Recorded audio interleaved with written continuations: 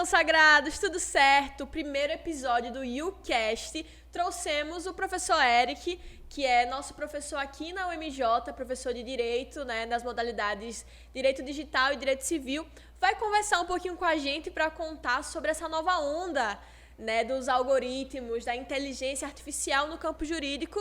E conta um pouquinho para a gente, assim, da sua formação, o que é que você faz. Exato. Oi, Regina, me dá um salve para a galera que está acompanhando aqui o podcast, né, nesse primeiro episódio. E, assim, vamos lá falar aqui dos desafios, né, sobre tecnologia, sobre inteligência artificial. Minha formação, desde os tempos da graduação, foi sempre voltada à questão tecnológica, onde eu pesquisava e discutia responsabilidade civil na internet, privacidade, proteção de dados. E mais recentemente a gente vem estudando e acompanhando o cenário jurídico em relação à inteligência artificial. Então vamos para a pergunta polêmica, né? Para iniciar daquele jeito, que é o que todo mundo quer saber. A inteligência artificial, os robôs, eles podem substituir, né, um juiz, um advogado aí? Como é que é? Se tem essa possibilidade. Agora responda sério. Tem como substituir ou não? Vou dar duas respostas, uma boa e uma um pouco mais sei lá, que demanda um pouco mais de atenção. Talvez uma boa.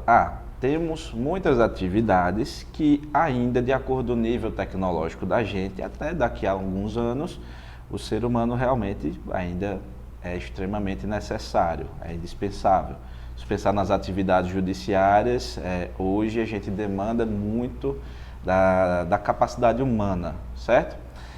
Agora, a parte um pouco ruim, temerosa da resposta é o seguinte: o ser humano ele realiza atividades que demandam o seu pensamento, mas também realiza atividades que são mais repetitivas. Sim. Em relação ao judiciário, pense alguns anos atrás, quando você entrava com um processo na justiça e o processo era físico, ou seja, em folhas de papéis. Então, o funcionário da justiça lá ele era responsável por numerar, carimbar, enfim, quando se recebia aquele tipo de processo. Hoje, o procedimento é totalmente digital. É uma atividade que não faz muito sentido hoje em dia. Agora, pense que hoje em dia, várias atividades ainda são feitas manualmente, né? Processos que são feitos uma triagem manual, de certa forma. Exato, o próprio cartório. Só que com o tempo, o que é que a gente utiliza na tecnologia? A facilitação desse tipo de atividade repetitiva, porque você pode realocar a força humana para uma atividade que vai exigir um pouco mais de pensamento. Então, essas atividades que são extremamente repetitivas, mais cansativas, a tendência é que realmente sejam substituídas. Mas fala aí pra gente números de mais ou menos quanto tempo, né, pode chegar para que esses robôs, essa inteligência artificial, possa substituir realmente, de fato, o trabalho humano, sei lá, um juiz, um advogado. Cara, para te responder isso, vamos pensar no seguinte: vamos pensar na capacidade de processamento de dados. Quando os primeiros computadores começaram a ser desenvolvidos, a gente tinha computadores que ocupavam um recinto inteiro. A Segunda Guerra Mundial. Isso, nesse contexto, Segunda Guerra, pós-Segunda Guerra. Então, eram computadores que serviam para processar uma quantidade de dados já considerada, mas ainda assim limitados pelo seu tempo e o tipo de tecnologia utilizada. Hoje, nossa realidade é a de quê? De capacidade de processamento extremamente avançada, que vai aumentando a cada ano. A gente tem processadores com sei lá quantos núcleos hoje, é incrível a capacidade de processamento. Aqui a gente pode fazer absolutamente tudo, né? Exato. Dentro do teu celular tem um processador que é muito melhor, infinitamente melhor do que o primeiro computador que eu tive. Meu primeiro computador hoje não chega no racho de um celular desse. Tá? Então, com essa evolução, rapidamente a gente vai ter alguma tecnologia que realmente seja capaz de uma larga substituição. O problema é que, normalmente, as tecnologias são desenvolvidas, mas existe um certo lapso, um gapzinho aqui até ela chegar à divulgação da sociedade. Né? Então, primeiro a gente tem alguns estágios de largo financiamento, investimento financeiro, de apostas numa corrida tecnológica para se alcançar determinado grau, para que talvez daqui a pouco vá se adaptando à sociedade. Pensa no celular, os primeiros celulares. Era o famoso tijolão. Tijolão, né? Era literalmente. Tijolão na parede, é mais fácil quebrar a parede Literalmente. Meu avô teve um Motorola que ele botava um dispositivo no cinto da calça dele para poder segurar esse celular. E meu avô sempre foi muito magrinho, às vezes a calça arriava. Né? Então era uma tecnologia interessante, você podia telefonar de onde você estivesse, né? Limitado ao alcance das operadoras, mas olha o celular hoje. Né? A gente evolui pela diminuição do celular, hoje o aumento da tela, mas a capacidade de processamento faz infinitas coisas que só ligar. Né? Então, a gente vive na tecnologia por determinados estágios. Então, em relação às tecnologias de inteligência artificial, por exemplo, a gente tem um desenvolvimento já hoje de um nível de tecnologia interessante que está sendo divulgado entre a sociedade. Sim, inclusive o que a gente estava conversando, né, antes de começar, que o meu pai lá atrás já tinha comentado comigo sobre a inteligência artificial e eu nem sabia o que era. Quando eu fiz direito, né, rapidamente, em 2018, e aí ele falou, cuidado que os robôs, a inteligência artificial pode substituir aí a sua profissão, futura profissão. E eu nem sabia, eu não fazia nem ideia, e hoje eu uso a IA para tudo, né? Aqui na UMJ a gente ajuda bastante. Que, na verdade, a IA já existe há muito tempo e as pessoas estão tendo conhecimento agora do que é uma inteligência artificial. Qual o barato hoje da inteligência artificial? O que é que a gente tem disponível? A gente ainda não tem aquela inteligência artificial tipo, a chamada forte. Sim. A gente está num certo nível em que, por exemplo, nós conseguimos, de certo modo, alguma tecnologia que é uma esponja no sentido de absorver informação. Sim. Então, a primeira questão é como que a informação vai ser absorvida para que ela seja, de certo modo, processada e inferida. Então, as tecnologias da gente, elas são capazes de digitalizar, de absorver todo tipo de informação, seja visual, sensorial, numérica, o que seja, e utilizar todo esse banco de informações, esse banco de dados para identificar padrões. Sim. Nós, seres humanos, nós constantemente identificamos padrões, né? Não sei você, mas eu tenho uma certa mania quando eu vejo até um porcelanato, um azulejo, eu fico querendo identificar se eu vejo um rostinho ali, uma nuvem no céu, se eu vejo, né? Se eu estou vendo, sei lá, o ursinho puro numa nuvem, né? Mas é normal do ser humano, sim, só que a gente também faz isso com alguma tecnologia. Então, identifique esse padrão de imagem aqui. Por exemplo, eu posso ensinar uma determinada tecnologia para fazer uma análise de um exame laboratorial. Então, aquele que seria visto por uma pessoa, talvez em um microscópio, alguma coisa assim, de forma mais humana, talvez seja feita automatizada a partir de agora.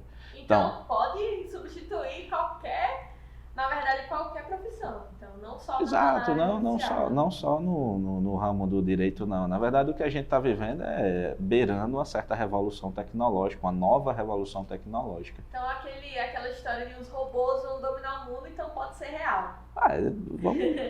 Meu medo é ter uma fusão entre a Sky e a NET e a gente ter aí o Exterminador do Futuro sendo realizado, né?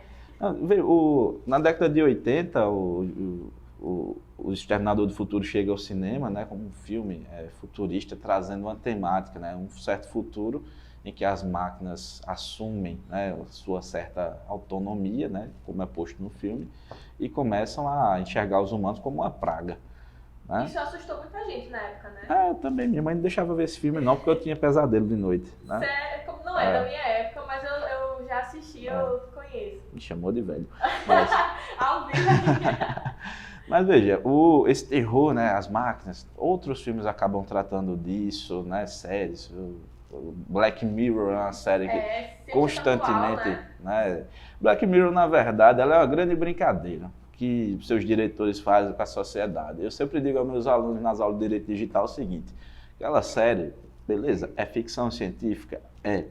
Mas ela é basicamente uma caricatura do que a gente já encontra. Crítica, na verdade, né? Isso. Eu vejo muito como eles mostrando a realidade, ou o que pode acontecer, e criticando como a sociedade vive e enxerga a tecnologia. Né? Exato. Tem um episódio até dessa série que mostra uma moça lá preocupada com a avaliação que as outras pessoas fazem dela. Esse episódio é sensacional. Eu adoro esse episódio. Mas por quê? Você vê lá, tudo que você olha para uma pessoa, você dá lá 5 estrelas, 4 estrelas, você vai ranqueando essa pessoa. Mas vocês já pararam para pensar que, por exemplo, em relação ao direito de crédito, direito do consumidor, a gente tem um score, um ranqueamento de qual a probabilidade que eu tenho de pagar ou não uma determinada obrigação? Porque se você for tirar um empréstimo num banco, fazer um financiamento, você vai ser totalmente consultado aqui suas informações, vai ver se você está com score verdinho, se está amarelo, se está vermelho. Isso vai dar uma decisão, por exemplo, para a instituição financeira, se ela concede ou não o empréstimo e qual a taxa de juros que ela vai ofertar para você. Mas indo para esse lado mais jurídico, né? Vamos supor assim, por exemplo, Paul, matei uma pessoa. Ó, tá gravando aqui. Matei uma pessoa. Eu vou ser julgada, né, num júri popular, com pessoas até então leigas, pode-se dizer assim. Mas até que ponto a inteligência artificial tem essa questão da sensibilidade moral, né?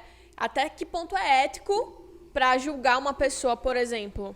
Vou te falar uma questão. Eu não sou criminalista, tá certo?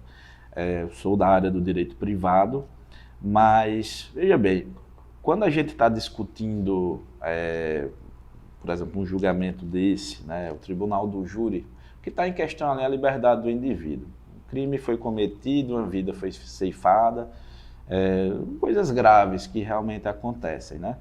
Minha primeira visão em relação a isso é utilizar alguma tecnologia dessa para lastrear, por exemplo, o arcabouço probatório, o conjunto de provas que tem lá, né? Auxiliar determinados exames periciais, né? Questão de uma melhoria, por exemplo, nos sistemas de vigilância. A gente tem sistemas de vigilância que já são utilizados largamente por alguns países. Por exemplo, a gente tem notícia de que um determinado cidadão lá da China, devendo o mundo e o fundo, como a galera fala, estava fugindo da responsabilidade, já estava sendo executado na justiça e ele foi localizado no meio de um show com mais de 100 mil pessoas, tipo um Rock in Rio da vida, no dia do Guns N' Roses. Então, imagina, 100 mil pessoas e as câmeras conseguem identificar, ainda que você se vista de forma, tá disfarçado, o cara bota, sei lá, uma burca na cabeça e tal, ela consegue identificar até o jeito de andar da pessoa. Mas veja, isso é o quê? Reconhecimento de padrão. Isso é aplicado na segurança pública já em alguns locais.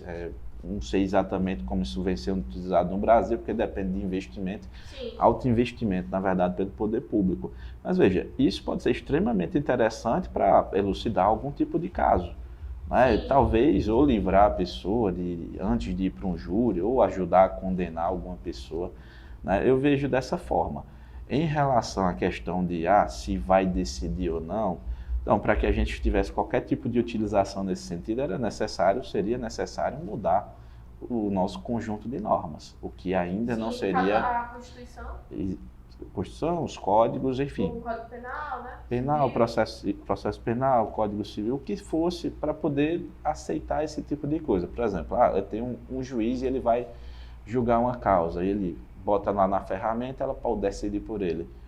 Nós ainda temos a necessidade da atuação do profissional desse tipo. Sim, esse intermédio, né, entre a inteligência, ou seja, a pessoa tem que, ainda assim, é necessário uma pessoa para ir lá e fazer. Vou dar um exemplo do que aconteceu em Pernambuco.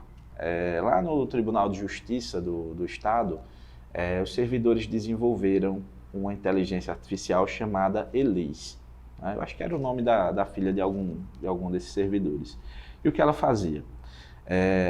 No Estado, eu acho que boa parte do judiciário brasileiro sofre muito com a chamada execução fiscal.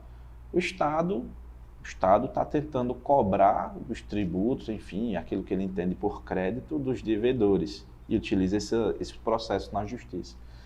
E isso acaba, né, travancando, encharcando o judiciário de tanta ação. O que é que acontece? Desenvolveram na vara das execuções fiscais essa ferramenta e ela começou a fazer, num primeiro momento, a triagem dos processos, identificando aqueles em que já tinha ocorrido a prescrição, ou seja, se ocorrer a prescrição, a pessoa não pode ser demandada, não pode ser cobrada, né? Até pode, mas enfim, vai ser extinto o processo. Então, esses processos eram colocados numa pasta para posterior identificação por um servidor, pelo magistrado, onde eram feitas as devidas sentenças de extinção, ou seja, você já facilitava bastante o trabalho que os servidores da vara iam ter, enxugando assim aqueles processos que seriam de mais fácil resolução, porque tinha esse elemento da prescrição. Sim, ou seja, adianta o Exato, processo. né? E aí só ia ser conferido e feito um tipo de sentença padrão lá, porque é uma questão extremamente simples, né? E aí os servidores, a equipe do gabinete, magistrados, ia se ocupar apenas com aquilo que demandasse um raciocínio um pouco mais lógico. Então, assim, quer dizer que, na verdade, pode sim os robôs e a inteligência artificial substituir o papel de um advogado, de um juiz, de um promotor, mas aí a gente ainda não tem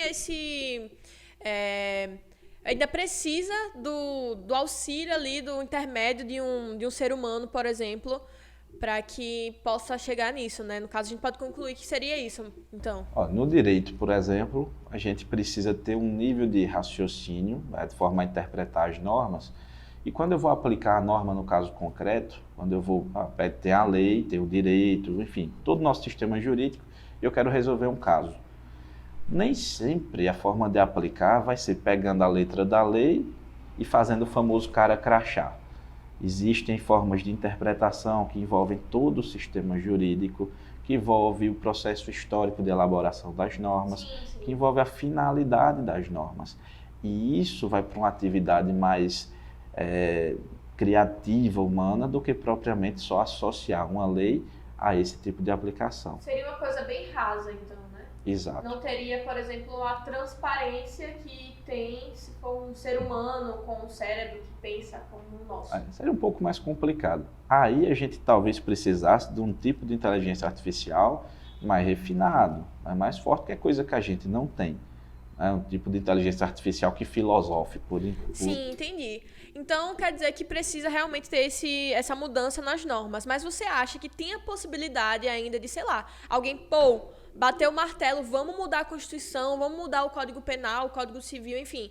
E, de fato, criar uma inteligência artificial para que substitua e tal. Porque, assim, a gente passou por um processo, né, de um choque, assim, da pandemia, e que, do nada, ninguém esperava, pandemia. Todo mundo teve que se reinventar, tudo virou digital, né? Você teve que dar aulas aqui na UMJ online, os bancos digitais, a gente teve que, do nada. Então, você acha que realmente pode existir, sei lá, daqui a um tempo, a possibilidade de alguém falar assim, revolução das máquinas, vamos mudar tudo aqui agora, todas as leis, e de fato os robôs ou a inteligência artificial realmente chegar ao ponto de tomar conta de tudo? É uma conjectura do futuro, é um exercício de imaginação. Sim. Né? Então, a gente, com o exercício de imaginação, pode pensar o seguinte, podemos ter altas tecnologias que realmente vão tomar de conta do dia a dia e eu vou ficar relaxado, tendo pouco trabalho, porque quase tudo vai trabalhar por mim. Esse é um ponto. Né? O pessoal lá do começo do 1900 também pensava que teríamos carros voadores, né? Mas eu saio aqui, atravesso a rua e eu deparo com uma carroça de burro atravessando, né? Com alguém pilotando ou sendo pilotado por ela, não sei. Mas o que se há de esperar, o que a gente tem de concreto? Hoje, por exemplo, no Judiciário, desde 2020, 2021, salvo engano, tem alguma resolução do CNJ disciplinando diretrizes para aplicação de inteligência artificial no Judiciário. Então, já é uma realidade de tentativas de regulamentação, como a gente tem em discussão no Congresso Brasileiro também, marcos legais para a regulamentação da inteligência artificial. Então, o que se pensa é o seguinte: eu posso ter uma tecnologia que é um desafio ainda, que o ser humano ele pode moldar a seu bel prazer, afinal de contas ele vai arquitetar essa tecnologia. Mas eu tenho que utilizar ela de um modo ético, de um modo que não viole os direitos que nós temos garantidos hoje enquanto seres humanos. E essas regulamentações vão nesse sentido. Não, vamos desenvolver sim tecnologias, mas nós vamos desenvolver com um certo controle, para que, por exemplo, eu não dê um viés de estigmatização numa tecnologia dessa. Hoje o que acontece é, por exemplo, como a tecnologia ela identifica padrões, tem tecnologias de geolocalização que vai identificar que em determinada região talvez tenha um índice de criminalidade maior, talvez a inadimplência seja maior nessa região. E talvez você, por morar numa região dessa, você sofra algum tipo de preconceito por conta dessa filtragem de informação, sendo que você nem pratica crimes, nem tem problemas financeiros. Então, isso tem sido um problema muito grande para algumas populações. Né, Exato. Sempre um viés. Né? Um viés é para onde se tende ir tomar uma conclusão com as informações disponíveis.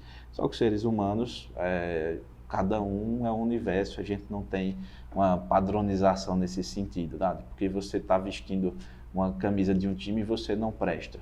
Porque você votou em alguém, você não presta. Porque você mora no seu bairro, você não presta. Então isso ainda, assim, obviamente, gente como ser humano sabe fazer essa diferenciação. Sim. O negócio é fazer também essas correta, tecnologias, o algoritmo também não levar para esse lado cego, né? E seguindo esse padrão de comportamento. Então, professor Eric, foi um prazer receber você aqui no nosso primeiro episódio, né? Nosso episódio piloto aqui do YouCast. Sinta-se convidado para sempre que você quiser a gente poder debater outros assuntos também. E para quem está assistindo, fica ligado que a gente vai trazer vários convidados incríveis. Já deixa o like, deixa aí nos comentários quais os temas que vocês querem que a gente aborde. E é isso, né? Um beijo, queijo. Fui!